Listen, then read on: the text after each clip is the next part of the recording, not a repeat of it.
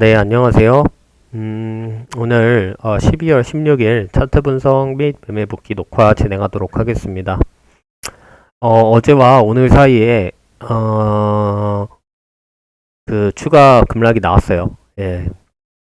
원래 어제까지 분석을 했을 때 이렇게 ABC라고 분석을 하고 제 계획은 이렇게 다시 올라와 주면 여기서 슛을 보거나 아니면 가지고 있는 롱을 들고 가서 여기 올라왔을 때 조정 잠깐 나왔을 때 추격 롱을 타고 이렇게 올라가는 걸 먹겠다. 그렇게 계획을 세웠었죠. 그래서 어제 생각했었던 타점은 이 지점에서 숏 아니면 다시 내려오면 롱 뭐 이렇게 하고 다시 또 올라가서 기존 고점 넘기면 조정의 롱 뭐 이 정도로 이야기를 했었을 겁니다.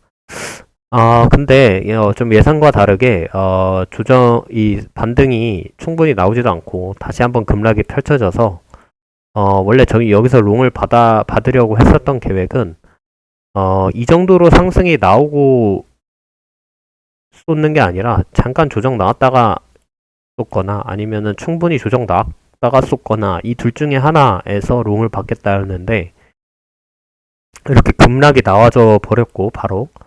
그리고 여기서 뭐 다이버전스 걸릴 만한 캔들도 없었고, 그래서 매매를 안 했습니다, 저는. 예, 제 스스로에게는 잘 한 것 같다라는 생각이 들고요.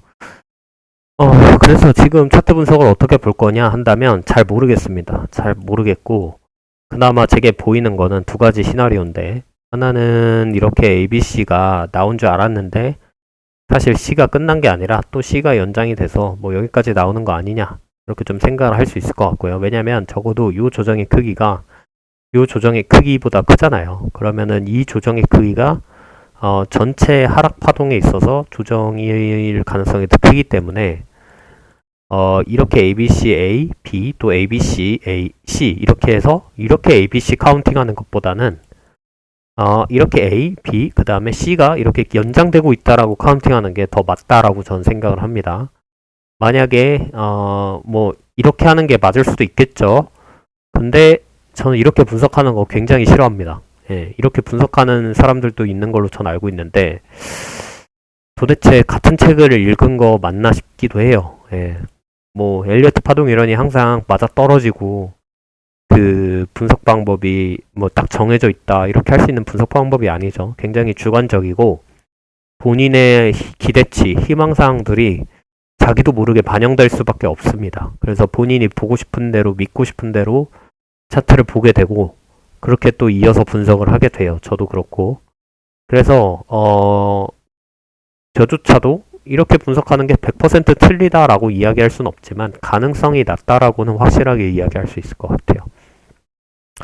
그래서 다시 돌아와서 이야기를 하면은 이렇게 ABC이지 않을까 싶고 그러면 지금 어느 국면이냐 하냐면 전 여기서부터 여기가 한파동인 거는 지금도 변함이 없고 여기서부터 여기가 지금 한파동이 나오고 있다라고 생각을 해요. 그래서 이렇게 짧게 A, B, 그 다음에 C가 나올 것 같고 B가 되게 짧게 그 다음에 여기서 어떻게 나올 것 같냐면 지금 1시간봉, 4시간봉 다 과매도 구간 안에 들어왔거든요. 그래서 조정 나왔다가 다시 저점 뚫으면은 여기서 반등이 나올 확률이 전 높다라고 생각을 합니다. 여전히 요 매물대 살아있고 예, 여기도 매물대 있죠. 그래서 반등 나와서 양봉 잡히면은 아마도 그때 돼서야 여기서부터 여기까지의 한파동이 마무리되는 거 아닐까. 그래서 이렇게 ABC가 마무리되는 거 아닐까 싶습니다. 네. 그래서 저는 여기서 롱을 들어갈 것 같아요. 원래는 어제 아까 이야기했듯이 여기 급락 나오고 있을 때 여기를 째려봤어요. 저점 깨지자마자 양봉 잡히면서 다이버전스 유의미하게 잡히면은 들어가겠다 해서 보고 있었는데 다이버전스 안 잡히고 그냥 쭉 과매도로 쭉 밀고 들어갔죠. 그래서 매매 안 했습니다. 뭐 이건 30분 봉뿐만이 아니라 15분 봉도 다 마찬가지예요. 그래서 매매 안 했고 지금은 여기서 만약에 올라갔다가 떨어져서 다이버전스 잡히면 15분, 30분, 1시간, 4시간 다 잡히는 자리거든요. 4시간은 좀 지켜봐야 돼요. 4시간은 좀 조정이 크게 나왔다가 떨어져야 충분히 뉴트럴 구간으로 들어왔다가 떨어져야 다이버전스가 잡힐 것 같고 1시간 30분 15분은 이미 충분히 기존의 하락이 충분한 과매도를 만들어 놨기 때문에 살짝만 이렇게 톡 찍고 올라가도 만들어질 것 같다. 예. 그렇게 생각합니다. 네, 그래서 제가 기다리는 타점은 이 저점을 넘기는 요 자리고요. 여기서 다이버전스랑 뭐 패턴에서 제가 예상치 못한 그런 것들이 벌어지지 않고 다이버전스만 잡혀준다면 매매하도록 할 겁니다. 그리고 이럴 수도 있죠. 이게 임펄스다. 사실은 저는 여태까지 ABC를 좀 더 가능성 높게 봤는데 이게 임펄스다. 그리고 이게 그래서 ABC가 아니라 이럴 수도 있죠. 이게 1, 2, 3, 4, 5 이렇게 나올 수도 있습니다. 그래도 여기 들어가 볼 만한 거죠. 예. 아니면은 제가 아까 이야기한 한타점 하고 다시 올랐다가 또 떨어질 수도 있어요. 그러면은 여기서 진짜 또 한 번 들어가 볼 만한 거고. 그러면은 타점은 여기서 한번 해서 반익절 먹고 혹시나 다시 떨어졌다가 해도 여기서 또 다시 들어간다. 예. 그래서 그러면 좀 더 올라갈 것 같다. 이렇게 보는 거고요. 그래서 여기서 반익절 날리는 욕심 안 부리고 반익절 날리는 게 꽤 중요할 것 같다라는 생각이 듭니다. 그리고 이럴 수도 있죠. 저는 여태까지 여기서부터 여기를 ABC라고 읽었어요. 근데 여기서부터 여기는 또 임펄스 같다라고 그때 이야기를 했었던 것 같은데 여기를 리딩, 여기도 1, 2, 여기도 1, 2 여기를 여기서부터 3파동, 4파동, 5파동 4파동, 5파동, 4파동, 5파동 해서 팍팍팍 떨어질 수도 있죠. 예, 그래서 여기서부터 여기가 하나의 임펄스 파동이 나올 수도 있습니다. 이렇게. 근데 말하면서도 참 가능성이 적다라고 느껴지는 게 이렇게 1, 2, 1, 2, 1, 2 하는 경우는 거의 없다고 전 생각을 해요. 해봤자 뭐 1, 2, 1, 2 정도만 그 다음에 3, 4, 5, 4, 5 이 정도로만 하지 여기를 또 1, 2로 쪼개고 여기를 또 1, 2로 쪼개고 이런 경우는 잘 들어맞는 경우가 없고 또 그렇게까지 분석을 해서 매매를 하다 보면은 맞는 경우보다 틀린 경우가 더 많이 나올 겁니다. 아마. 네, 제 경험상으로는 그렇습니다. 그래서 그냥 심플하게 분석하는 게 제일 맞다라고 생각을 해요. 그거를 막 머리 부여잡고 열심히 어떻게든 끼워 맞추려고 해가지고 분석을 해서 맞을 수도 있죠. 근데 맞았다 칩시다. 근데 다음에 또 그렇게 해서 분석을 해보면 높은 확률로 틀릴 게 더 많았던 것 같아요. 제 경험상. 그리고 뭐 그거는 제 실력의 부족일 수도 있겠죠. 당연히. 저도 그렇게 생각을 하고 제 파동 카운팅 실력이 많이 부족하다고 생각을 합니다. 근데 반대로 이 이상 열심히 훈련할 필요가 있는가라고 생각을 한다면 저는 그렇지 않다고 생각을 해요. 저도 옛날에 막 별의별 카운팅 방법들 막 다 참고하면서 다른 유튜버, 다른 책, 뭐 다른 뭐 트레이딩 뷰의 다른 아이디어 막 이런 거 보면서 별의별 카운팅을 다 봤거든요. 근데 느낀 게 뭐냐면 조금 과격하게 말하면 야, 지 맘대로 해석하는구나 그냥 약간 이런 생각밖에 안 들어요. 조금 그분들한테 좀 죄송하기도 하지만 그냥 뭐 기준이 없어요. 그냥 뭐 같은 이론을 공부했나 싶기도 하고 그냥 뭐 분명히 책에서는 큰 상승에는 큰 조정이 있고 작은 상승에는 작은 조정이 있고 뭐 이런 식으로 배웠던 것 같은데 방금처럼 누구는 이걸 보고 예를 들면 이런 상승이 나왔다고 쳐봅시다. 그러면은 제가 생각하는 정성은 이거예요. 이렇게 A, B, C 그 다음에 C 안에서 A, B, C가 있었다. 근데 이거를 어떤 사람은 굳이 이렇게 A, B, C를 보더라고.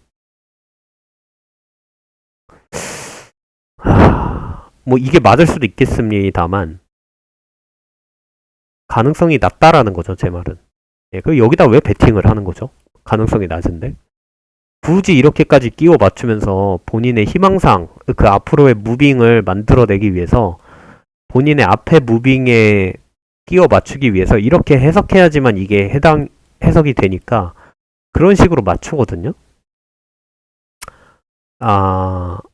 뭐 맞추는 것까진 그럴 수 있어요. 엘리어트 파동 이론이 굉장히 주관적이고 본인도 모르게 기대와 희망사항이 들어갈 수밖에 없기 때문에. 근데 본인이 돈을 벌고 싶은 사람이라면 그냥 차트 분석을 기깔나게 하는 사람이 되는 게 목적이 아니라 돈을 버는 게 진짜 목적이라면 이렇게 분석하면 안 되죠. 안 된다라고 생각을 해요. 높은 확률의 베팅을 해야지. 예. 그래서 정말 잠깐 딴 이야기로 세면은 유튜브를 보다 보면은 저도 막 모니터링하고 있는 채널들이 있거든요. 이 모니터링 하는 이유는 그분들이 분석하다가 시나리오를 막 작성을 하는데 혹시나 내가 놓친 시나리오가 있나? 라는 생각 때문에 그걸 나중에 발견하는 것보다 미리 염두에 두고 있다가 아, 그게 맞구나 하고 나중에 깨닫는 게 낫지. 다 틀리고 나서 그때서야 시나리오 작성하면 또 틀리고 또 안 좋거든요.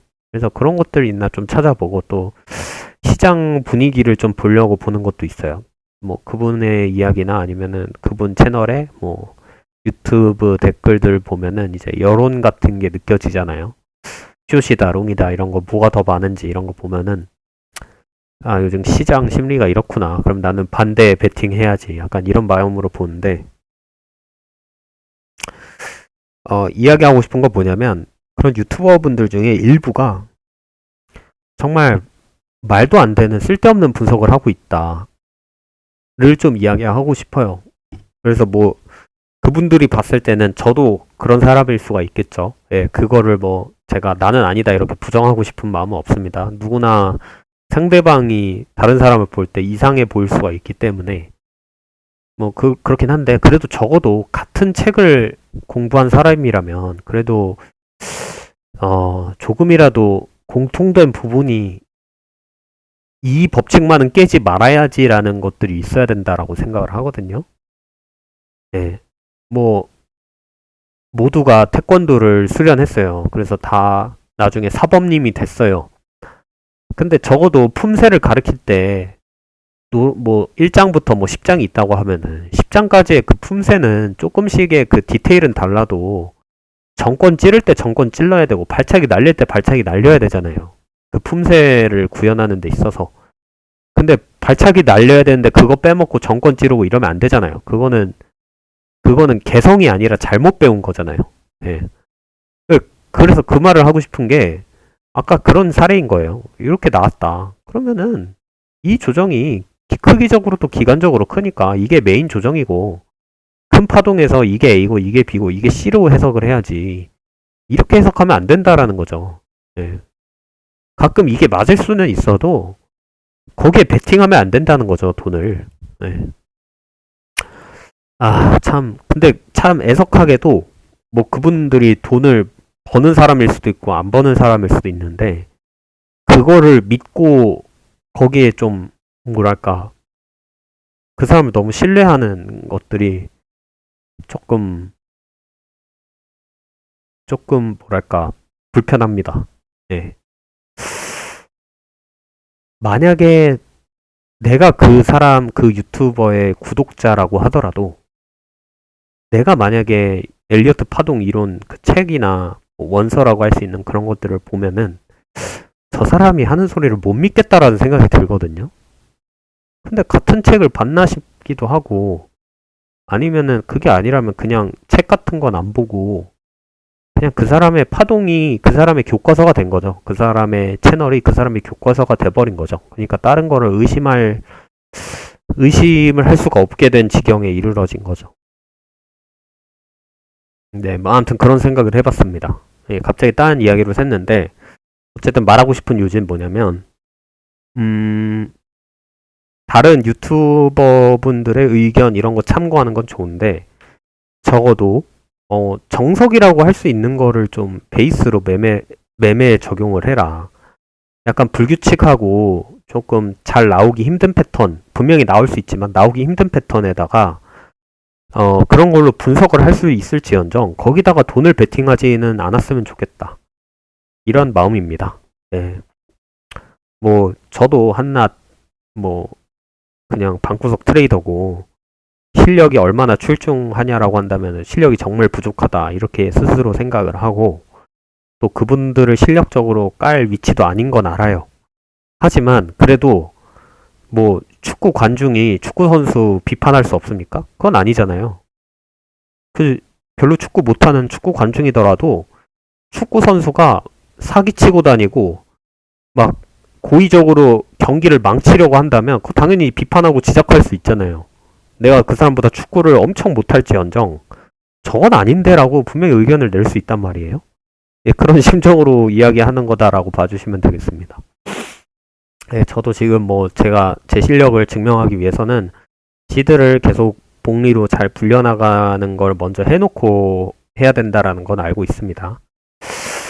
네, 그래서 다시 본론으로 돌아와서 차트 분석을 계속 해보면 네, 큰 의미는 없겠습니다만 이렇게 ABC로 보는 게 가장 확률이 높을 것 같다.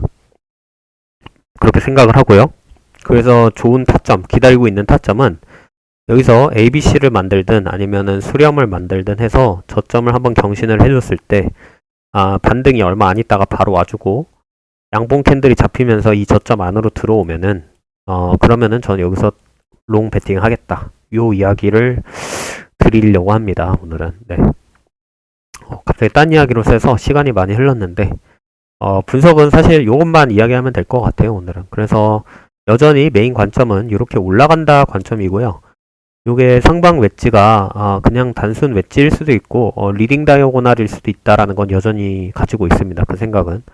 조정의 크기가 그걸 항상 확정적으로 확정 짓는 건 아니지만 보통 임펄스 같은 경우는 조정의 크기가 0.618이나 0.5 구간까지 정도만 조정이 오고 올라가는 경우가 제일 많거든요. 0.38이 넘어서까지 내려오면은 점점 그 가능성이 떨어진다라고 전 생각을 합니다. 그래서 지금 올라가면은 요 상승은 임펄스의 3파가 아니라 C 파동일 가능성이 좀 더 높다라고 생각을 해요. 예, 그렇고요. 그리고 아까 이야기했던 대로 떨어지는 시나리오도 얼마든지 가능하니까 염두에 두어라. 이렇게 좀 이야기하고 싶습니다. 네, 오늘은 이 정도로 분석 마치면 될 것 같고요. 이제 이더를 해보면 이더도 뭐 롱타점은 비슷하게 나올 것 같아요. 이더도 지금 오히려 나온 상황이기도 하죠. 근데 비트가 아직 시그널을 안 줬는데 이더를 먼저 들어가기가 저는 좀 찜찜해서 고민이 되는데 원래 같으면 이게 만약에 비트였으면 바로 들어갔을 것 같아요. 지금 15분봉 다이버전스 30분 1시간까지도 나온 상황이라서 매매 해볼 만한데 요거는 좀 녹화 끝나고 좀 더 고민하고 진입을 해보겠습니다. 이더도 마찬가지로 원래는 이렇게 ABC를 해석하려고 했었는데 한 파동 더 떨어지면서 이렇게 봐야 되지 않나? 아니면은 이더는 조금 다른 게 여기의 조정의 크기가 여기보다 커 보이거든요. 그러면은 얘를 좀 B로 볼 수도 있어요. 그러면 이렇게 A, B, C가 나오고 있는데 C가 다 안 나와서 한 번 더 떨어질 수도 있다. 그래서 요 매물대 부근 아니면은 요걸 넘어서까지도 생각을 해봐야 된다. 그래서 이더를 좀 들어가기가 지금 좀 애매한 겁니다. 비트가 한 번 더 떨어지면 얘도 한 번 저점을 경신할 확률이 큰데 그럼 그제 가서야 이렇게 해석하느니 지금 좀 참았다가 그때가 오기를 기다리거나 아니면 얘가 확실히 여기까지 올라와줘서 이 정도 왔을 때 이때 들어가는 게 나을 것 같다. 예, 그렇게 생각을 합니다. 네, 그래서 비트 이더 분석을 해봤고요. 이제 복귀로 넘어가 볼게요.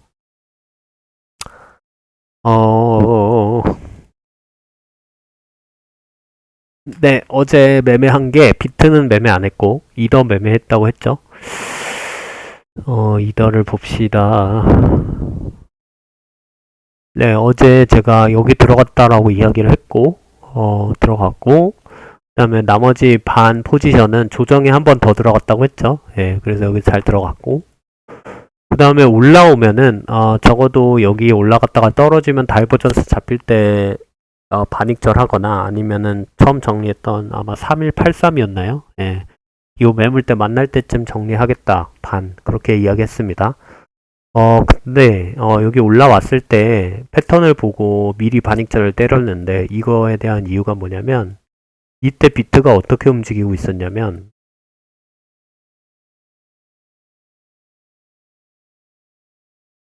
네, 요 부분이거든요. 이때 비트가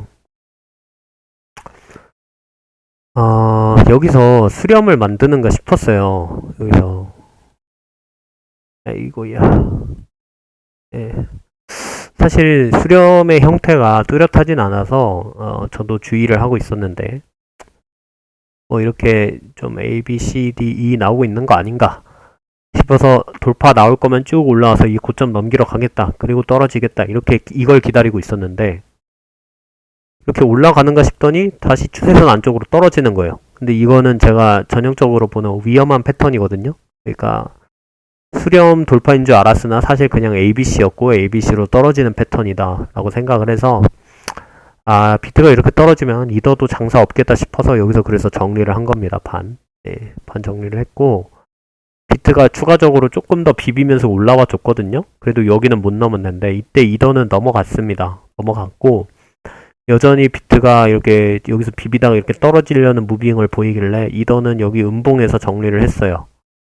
그래서 이더도 여기서 4분의 1을 또 덜었습니다. 그래서 2분의 1 덜고 4분의 1 덜어서 4분의 1만 가지고 있었는데 걔는 이제 손절선을 걸어놨거든요.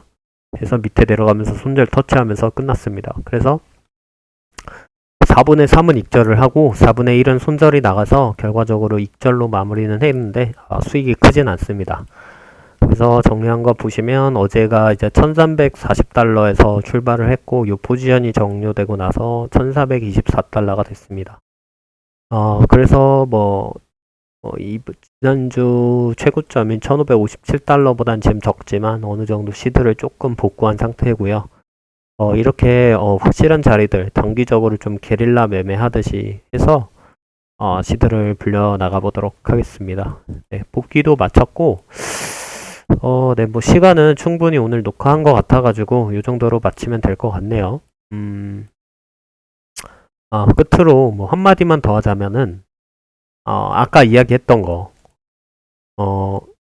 이 녹화 영상을 보시는 분들도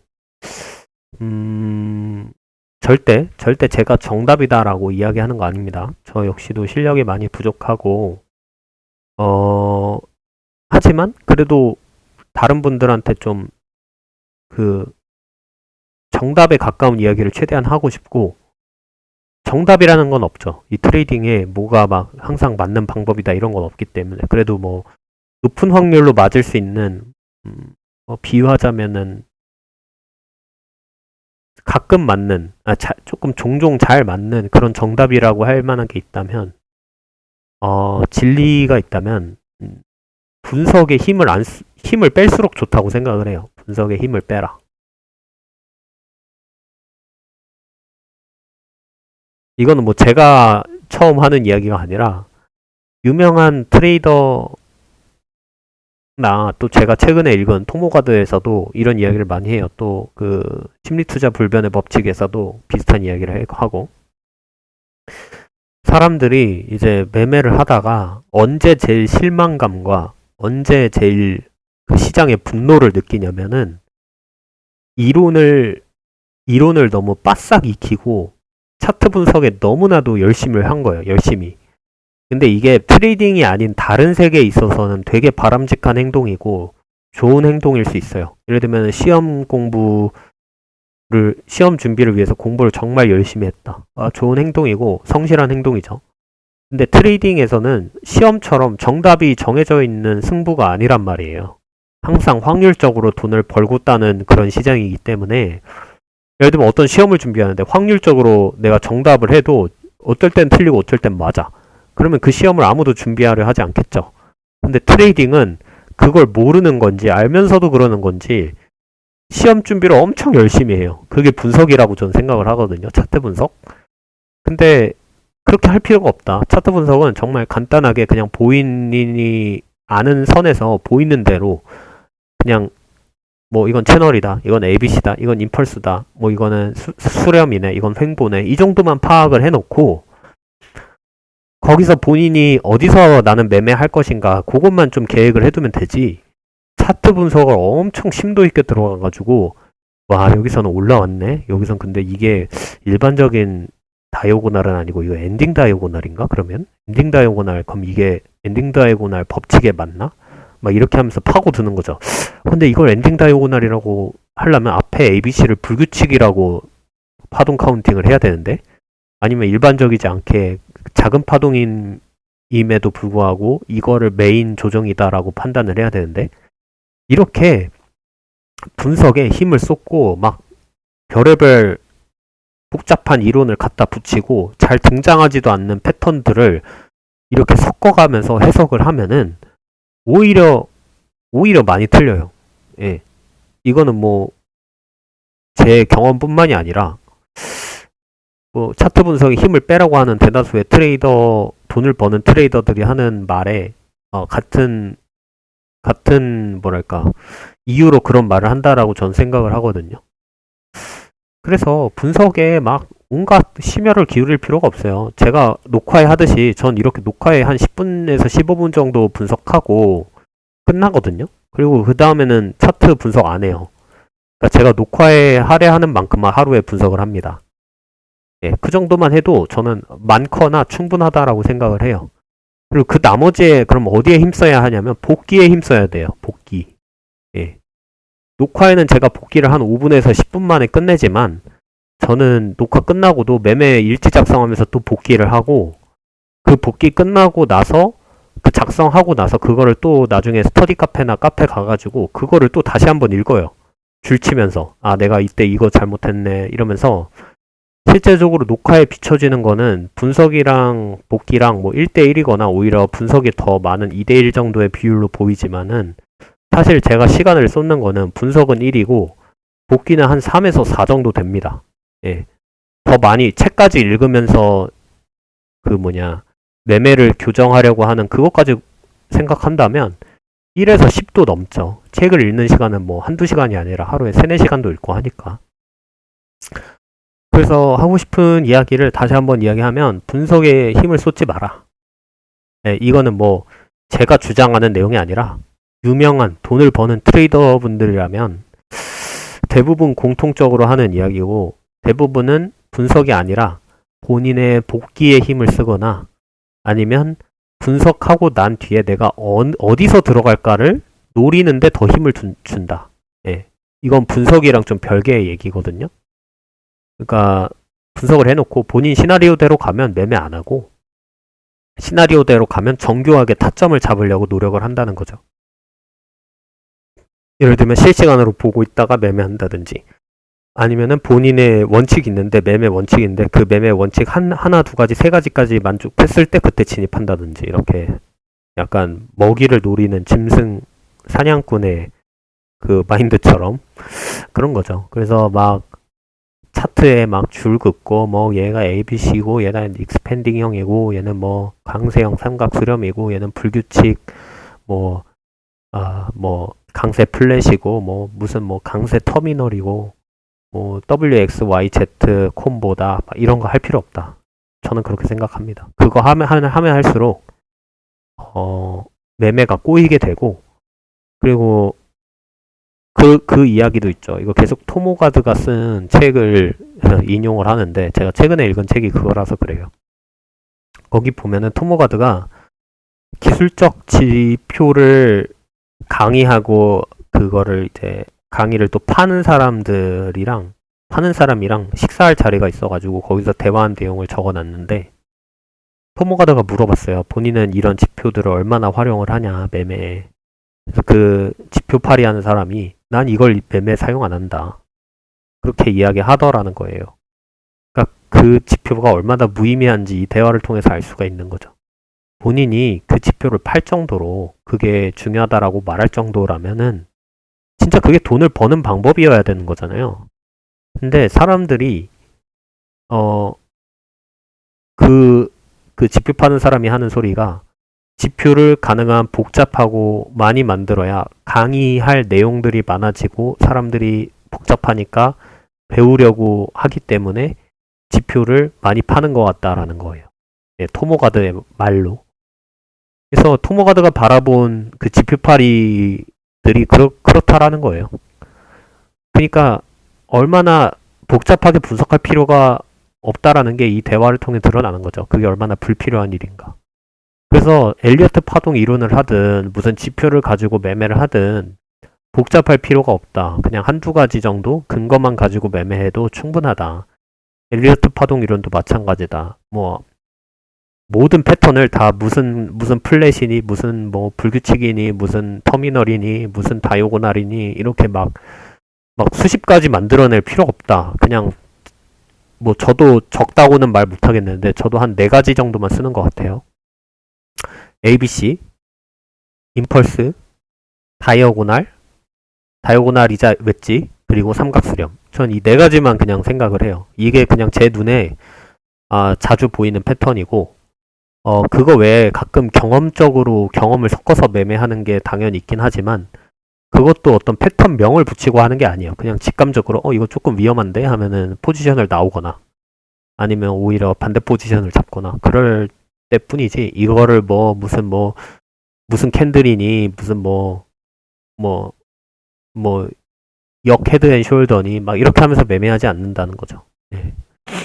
아무튼, 네, 오늘은 이만 잡소리까지 해서 마치도록 하고요.